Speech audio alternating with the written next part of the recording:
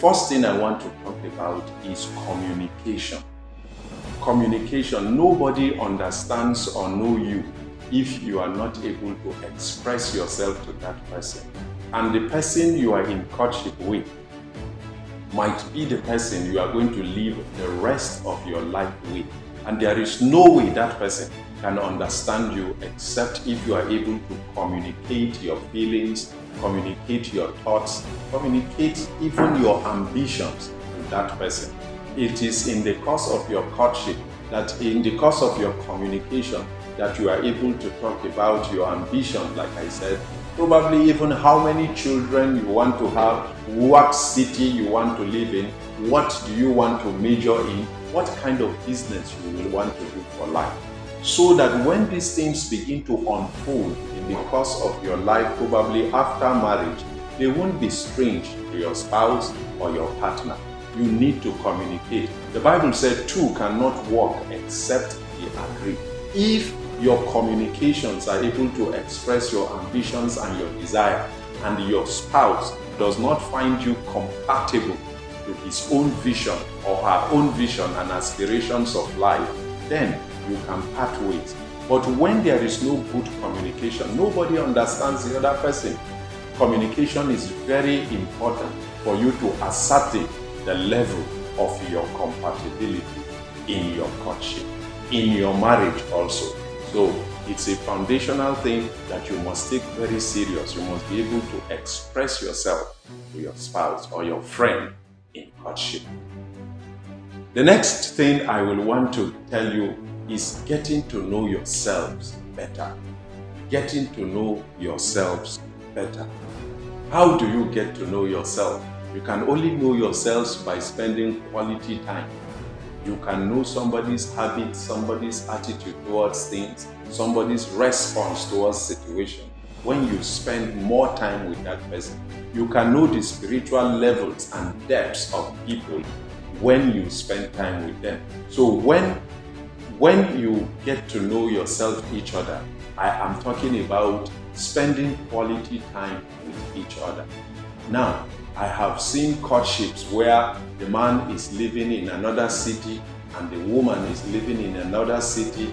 They are using technology to relate and communicate in the course of their courtship. Normally, when these kind of people get married, they sometimes, or most times, have problems because they have not spent quality time together to understand each other.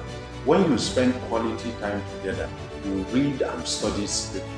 When in your quality time, you should be able to have time to pray. In your quality time, you should be able to visit people, visit places, and do things together so that you can ascertain the level of your bonding in your courtship. The level of your bonding in your courtship, the level of how you enjoy the friendliness of each other is going to translate in your marriage. If you do not have anything in common, if you do not share anything in common, if your visions are at par, then when you get married, your visions are still going to be at par. So you need to spend quality time with each other for you to be able to enjoy your marriage. The next point you need to take very important is staying pure. If what I am telling you now is the only thing you heard in this broadcast today, you have heard well. Stay pure in your courtship. A lot of courtships are marred by impurity, premarital sex, and so on. Those that have premarital sex in their courtship are blocking their channels of discernment. Blocking their channels of discernment because God does not do business with polluted vessels. The Bible said He is of a purer eyes to behold iniquity. God does not behold iniquity.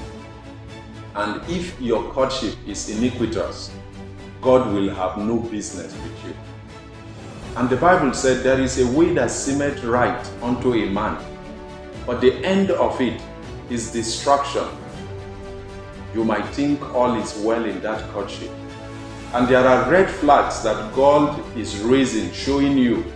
But because you are living an iniquitous relationship with your partner, you might not be able to identify those red flags. You might not be able to know when you are asked to take caution.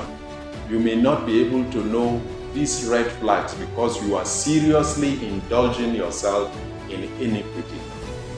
For you to have a very successful marriage, you must make sure that your courtship is pure, because it's a foundational thing. The Bible said, if the foundation is faulty, what can the righteous do?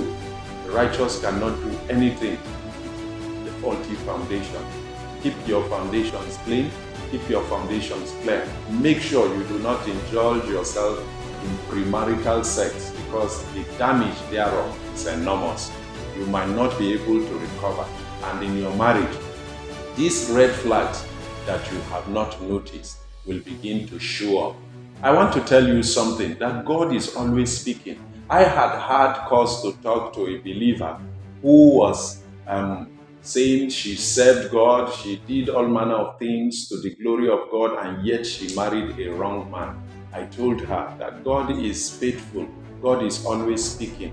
God will have spoken to her in the course of her courtship, but she did not take note of those red flags.